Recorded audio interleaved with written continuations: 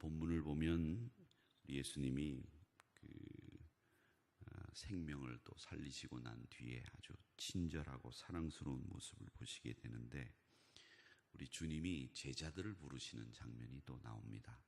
제자들을 부르시는 장면이 나오는데, 이 제자들을 부르실 때에 예수님은 어떤 기준에 의해서 사람들을 선택하시고 부르셨을까라고 하는 생각을 하게 되는 겁니다.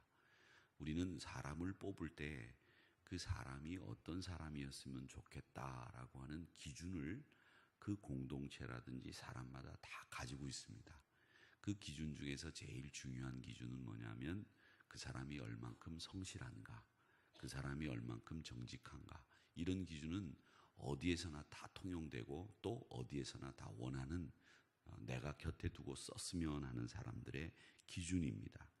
그런데 우리 사람들이 다 내 기준에 맞게, 또 세상 사람들이 원하는 기준에 맞게 그 사람들이 그런 성격을 가지고 있고 그런 일을 할 수 있는 사람들이냐 하면 그건 아닙니다. 그렇기 때문에 이 사람들을 어떻게 우리가 써야 되고 그 사람들과 어떻게 함께 힘을 모아야 될까, 이런 생각을 해볼 때 참 머리가 아플 때가 많이 있는데, 예수님도 제자들을 12명을 선택을 하실 때에 나름대로 예수님이 전지전능하시고 하나님의 아들이시기 때문에 머리 아프심 없이 사람을 꿰뚫어 보시는 능력을 가지고 뽑으셨겠지만, 그래도 예수님이 사람을 볼 땐 그 나름대로 기준을 가지고 뽑지 않으셨을까라는 생각을 합니다. 그리고 또 우리가 사람들을 만날 때 교인들을 만나기도 하지만은 또 세상 사람들을 만나기도 하거든요. 그 세상 사람들을 만날 때 우리는 그분을 기독교인의 관점에서 볼 때는 죄인입니다. 회개하지 않은 사람들이죠. 그런 사람들을 우리가 그러면 죄인으로 대할 거냐, 회개하지 않은 지옥 갈 사람으로 대할 거냐, 아니면 우리 이웃으로 대할 거냐, 이런 여러 가지 우리 나름대로 또 그 사람들과 대하는 태도를 우리가 결정해야 됩니다. 근데 분명한 것은 우리가 그 사람이 죄인이 맞고 신학적으로는 분명히 죄인이죠. 회개하지 않았으니까. 그러니까 그 사람을 죄인으로 만약에 상대를 하게 된다고 한다면 신학적으로는 틀린 얘기가 아니고 맞는 얘기입니다만은, 현실적으로 그 사람을 죄인이라고 우리가 대할 때 너는 죄인이야, 너는 지옥 갈 사람이야, 나는 천국 갈 사람이야, 이렇게 구분해가지고 만난다고 한다면 그 사람들이 우리에게 마음문을 열고 복음을 받아들일 수 있겠느냐라고 하는 입장이, 그런 생각이 들 겁니다. 그러면 그 사람들을 어떻게 해야 될 거냐라고 하는 거죠. 사랑으로 주님은 대하라고 하셨는데 죄인으로 대할 수는 없다, 이런 생각이 드실 겁니다.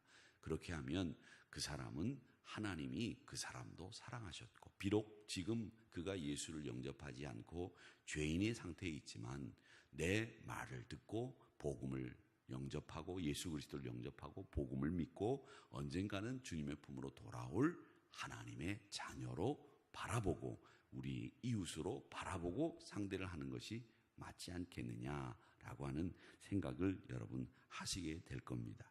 그런데 이런 부분에 있어서 우리가 따라야 될 가장 중요한 모델은 예수님이 제자들을 부르시는 과정을 통해서 우리가 이웃을 어떻게 대할 거냐, 사람들을 뽑을 때 어떤 선택의 기준을 가지고 뽑을 거냐라고 하는 이런 기준을 볼 수 있게 된다라고 하는 겁니다.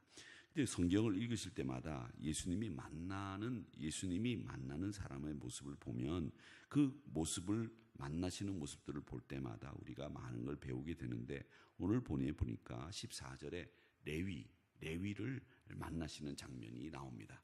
여러분 아시는 것처럼 레위는 나중에 이름이 마태로, 또 다른 이름이 마태라고 하는 이름으로 나오게 되죠. 그래서 레위가 마태복음을 쓴 마태라고 하는 것을 아실 겁니다. 그래서 마태 혹은 레위, 이 사람을 어떻게 부르셨느냐라고 하는 것을 보겠습니다. 14절을 우리가 같이 읽었는데 14절에 보니까 뭐라고 되어 있는가 하면, 또 지나가시다가 알페오의 아들 레위가 세관에 앉아 있는 것을 보셨다. 그리고 그에게 이르시되 나를 따르라 하시니 일어나 따랐다. 이렇게 되어 있습니다. 근데 여기서 14절에서 가장 중요한 단어가 하나 나옵니다. 그 중요한 단어가 뭐냐면 보시고라고 하는 단어입니다.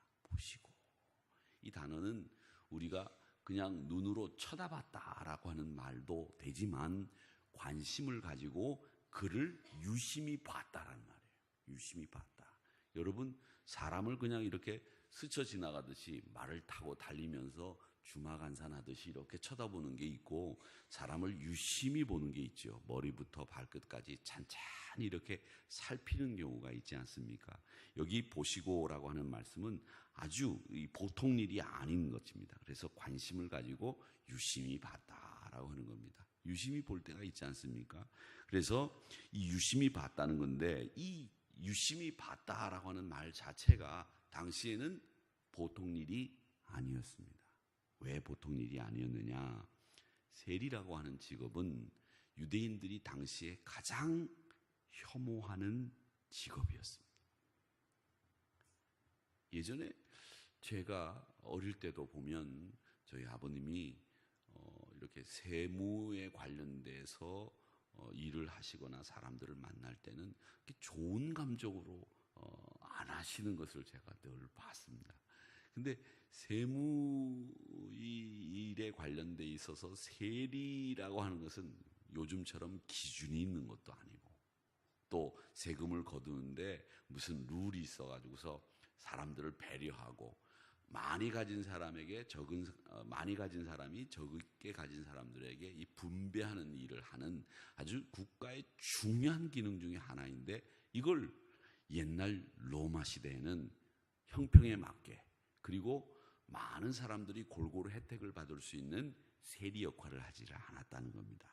그리고 또 이 세리뿐만 아니라 유대인들은 이 세리를 유대인들과 랍비들은 상대하지를 않았습니다. 그만큼 세리들은 당시에 유대 사회에서는 취급을 받지 못한 직업이었습니다. 우리에게도 어떻게 보면 우리 대한민국 사람들이 인종차별 의식이 굉장히 강하다 그래요. 우리 사람들이 어느 나라나 어느 민족이나 이 베타 감정이라는 게 있습니다. 베타 감정이라는 게 제가 이번에 이제 카메룬에 가서 이제 목사 한 수식을 끝내고 신학교 졸업을 하고 그 다음 날 이제 케냐로 옮겨가기 위해서 이제 비행기를 타려고 갔는데 선교사님이 이제 이렇게 같이 갔어요.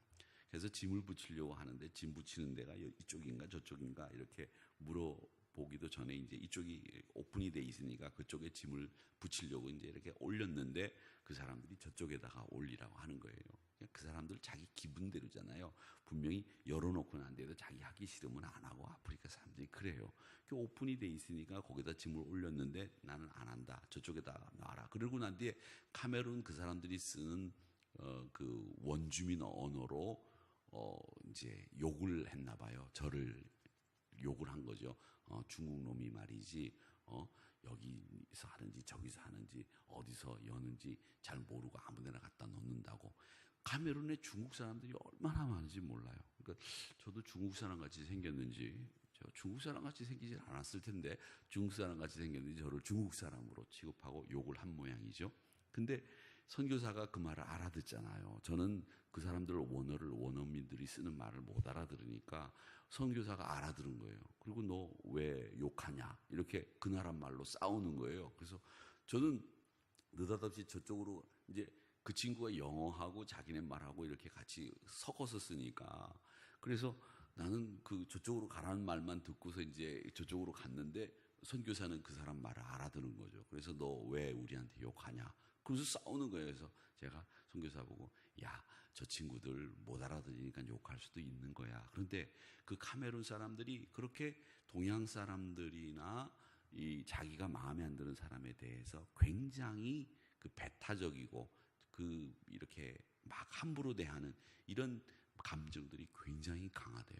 저는 흑인들이 맨날 이렇게 그 핍박당하고 무시당하는 그런 부류의 사람인 줄 알았더니 흑인들도 요즘에는 동양 사람을 무시한다, 중국 사람들도 무시한다라는 것을 거기서 배웠어요. 그래서 야 그냥 둬라, 그냥 뭐 그런다고 해서 우리가 못 알아듣는다고 지가 한 말인데 지가 우리가 알아듣는다는 걸 알고 얼마나 놀랬겠니 속으로. 그 놀란 걸로 따지자면 큰일 난 거니까 이게 얼굴이 빨개져 가지고서 뭐 또 잘했다고 또 지도 막 뭐라고 그래요. 그래서 속으로 그냥 이걸 그냥 목사만 아니면 그냥 가고 근데 줘박았으면 좋겠다 이런 생각도 들기는 하지요. 그런데 어느 민족에게나 자기 민족이 아닌 사람에게 대한 배타적인 감정은 다 있어요. 이게 우리 죄성에서부터 비롯되는 거죠. 나하고 피부색이 다르고 나하고 말을 섞을 수 없는 사람이라고 한다면 배타적인 감정, 그리고 이 사람과 나는 다르다라고 하는 차별의식이 다 있다는 겁니다. 근데 그게 유독 심한 민족이 누구냐면 유대인들이에요. 유대인들은 정말 끔찍할 정도로 배타적이에요. 그리고 그걸 종교적으로도 배타적인 걸 가르치잖아요. 이방인들은 개나 돼지보다 못한 부류다. 이렇게 가르치는 종교가 어디 있냐는 거예요. 그렇게 랍비들이 가르쳐요. 근데 여러분, 개나 돼지보다 인간이 못하지는 않잖아요. 아무리 인간이 못하다고 하더라도 우리 인간이 어떻게 개하고 똑같아요. 뭐 유스갯소리로 그런 말들 하더만요. 뭐 달리기를 개하고 하면서 개보다 먼저 들어가면 개보다 더한 놈이라고 하고, 뭐 개하고 똑같이 들어가면 뭐 개랑 똑같은 놈이라고 그러고, 개보다 더 늦게 들어가면 뭐 개보다 더 못한 놈이라고 하고, 뭐 그래가지고 그런 우스갯소리도 있다고 저도 들었습니다만은 개하고 비교할 수 있는 게 아니잖아요. 어떻게 인간이 개하고 비교가 돼요? 말도 안 되는 소리죠. 존엄하고 하나님이 만드신 귀한 존재죠. 그런데 우리 인간들이 피부 색깔이 다르고 언어가 다르다는 이유만으로 하나님이 만드신 그 귀한 존재를 차별하고 구별하고 우월의식을 가지고 열등의식을 가지고 이렇게 나눈단 말이죠. 그게 누구냐? 유대인들이 가장 심하다는 거예요. 그런데 오늘 거기다가 세리라고 하는 직업이나 몸을 파는 여자들에 대해서는 유대인들은 정말 터부시하고 금기하고 그 사람을 상종해서는 안 된다고 생각하는 사람들이란 말이죠. 근데 예수님이 그런 사람을 어떻게 했느냐? 유심히 보셨다는 거예요. 유심히 보셨다는 말은 뭐냐면 유대 사회에서는 금기시되어 있는 일을 하셨다는 거예요. 금기시되어 있는 일을 하셨는데 그 금기시된 일을 왜 하셨느냐? 예수님은 사람을 뭘로 봤느냐? 직업이나 그의 쓰는 언어나 피부 색깔로 본 것이 아닙니다. 그것이 아니고 예수님은 사람을 보는 데 있어서도 어떻게 했느냐? 사람의 눈으로 보는 것이 아니라 하나님이 내 자녀라고 생각하고 그 자녀로서 하나님이 만드신 피조물로 바라보는 눈으로 그를 보셨다라고 하는 겁니다. 여기서 보셨다라고 하는 말은 감탄사에 가까운 말입니다. 감탄사에 가까운 말이라고 하는 말은 뭐냐면 다른 사람들은 세리 그러면 아이고 못 본 척하고 지나가고 안 본 것처럼 생각하고 지나가는데 기피 대상 1호였는데 세리를 예수님은 하나님의 눈으로 보셨고 하나님의 피조물로 보셨고 무엇보다도 제일 중요한 것은 예수님은 세리 레위를 그의 가능성과 그를 통해서 이루실 하나님의 꿈을 보신 거예요. 여러분, 그게 중요한 겁니다. 제일 중요한 건 사람을 볼 때 그 사람이 얼마나 성실하고 그 사람이 얼마나 정직한가 그것도 봐야 되지만 제일 중요한 것은 그 사람을 통해서 하나님이 이루실 꿈과 비전을 바라볼 수 있는 사람. 야, 이 사람의 가능성을 바라볼 줄 아는 사람이 진짜 사람을 볼 줄 아는 사람이다 라고 하는 것을 여러분 꼭 기억하시기를 바랍니다. 오늘 이 부분을 윌리엄 바클레이라고 하는 유명한 주석가가 주석을 하면서 이렇게 얘기를 했습니다. 예수님은 레위라고 하는 이름을 가진 이 세리를 볼 때 그 안에 위대한 전도자 마태가 들어있는 걸 예수님은 보셨다는 거예요. 여러분, 그거예요. 사람을 볼 때 그 안에 들어있는 가능성을 보는 거죠. 그 가능성을 볼 줄 아는 사람이 리더가 되는 거고 그 가능성을 볼 줄 아는 사람이 스승이 되는 거예요. 그래서 그 가능성을 보고 난 뒤에 야, 와가지고 여기 청소부터 해라. 내가 얼마나 다른 사람한테 그런 부분에 가능성이 있다고 했는데 여기 와서 청소부터 하라고 그래. 아이, 우리 스승님 참 웃기다. 그런데 스승은 그의 가능성을 더 크게 본 거죠.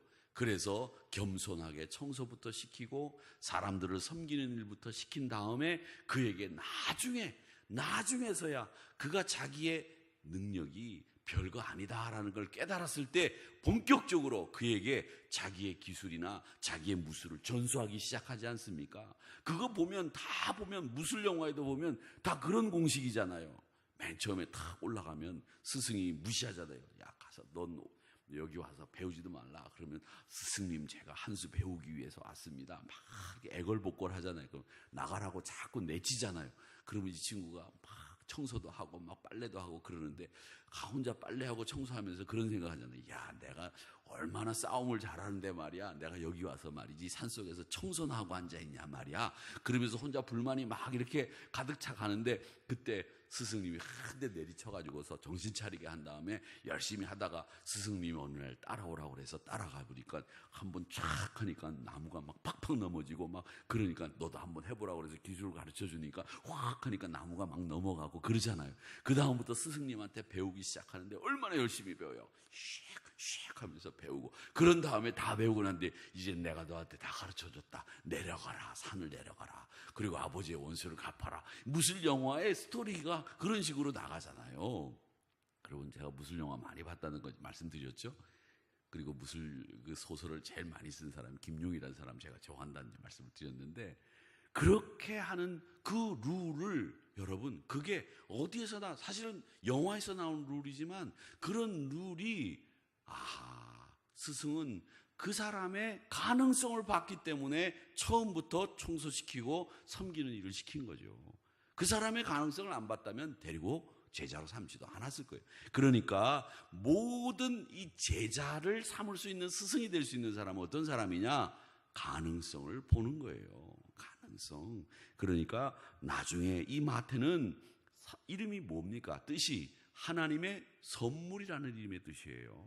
그러니까 결국 그가 이렇게 소중한 존재가 될 가능성을 예수님은 보신 거예요. 그러니까 여러분 사람을 선택하고 사람을 고를 때 예수님은 뭘 보셨느냐? 그의 가능성, 그의 비전, 그의 꿈을 보고 그 사람을 곁에 두고 3년 동안 제자로 삼으셨다라고 하는 이 원칙을 오늘 이 말씀을 통해서 배우게 되는 겁니다. 그러니까 여러분 분명히 기억하시기 바랍니다. 우리 믿음의 사람들이 사람을 선택할 때에는 그의 가능성, 그의 잠재력 이걸 보고 그를 선택하는 것이다. 현재의 그의 모습이 아니라 앞으로 미래의 그의 모습을 볼 줄 아는 해안을 가지고 예수님은 제자를 택하셨다라고 하는 것을 우리가 볼 수 있습니다. 유명한 얘기가 있죠. 이제 이태리에 가보면 프로렌스라고 하는 지역의 수도가 피렌체라고 하는 곳입니다. 그 피렌체에 가면 옛날 그 유명한 미술가들이 막 있고 막 그렇죠. 그 중에 도나텔로라고 하는 유명한 조각가가 있습니다. 이 사람은 이태리에서 대리석이 가장 많이 나온다고 하는 채석장에 가서 자기 필생의 작품을 하나 남기기 위해 가지고 돈을 많이 주고 큰 돌을 하나 사가지고 옵니다. 근데 이 돌을 사가지고 왔는데 이 돌을 사가지고 와가지고서 보니까 이 돌이 별로 쓸모가 없어요. 그래가지고 한쪽에다가 이렇게 도나텔로가 놔둔 거예요. 그 돌을. 그래가지고 돌을 놔둔 지가 한참 됐는데 어떤 젊은 친구가 오더니 그 버려진 돌, 그냥 방치되어 있는 돌을 한참 보더니 이 괜찮은 돌이라고 본 거죠. 그래서 그 돌을 도나텔로한테 얘기를 해서 이 돌을 내가 한번 조각을 만들어 보겠다고 가지고 왔습니다. 그리고 그 조각을 가져가서 2년 동안 열심히 만들었습니다. 열심히 만들었어요. 그 돌을 가지고. 나중에 2년이 지난 1504년에 프로렌스에 많은 사람들이 피렌체에 모였을 때 그 조각상을 덮고 있는 베일을 거두고 피렌체 시민들에게 그 조각상을 보여줬습니다. 그 조각상을 보여줬는데 이게 인류가 기억할 만한 작품이 됐어요. 그게 뭐냐면 미켈란젤로가 만든 그 유명한 다윗상입니다. 그 도나텔로가 돈을 주고 대리석을 샀다가 이 대리석 필요 없다 그러고 버려둔 걸 가져다가 미켈란젤로가 다윗상 만든 거예요. 여러분 다윗상이라고 하는 것을 미켈란젤로는 그 돌을 보고 볼 수 있었던 거죠. 이 돌을 이렇게 깎으면 다윗을 만들 수 있겠다. 우연히 이렇게 만들다가 만든 게 아니란 말이죠. 그러니까 여러분, 아무것도 아닌 그 돌 속에 다윗이 있을 줄 어떻게 알았겠어요? 돌로 만들어진 다윗.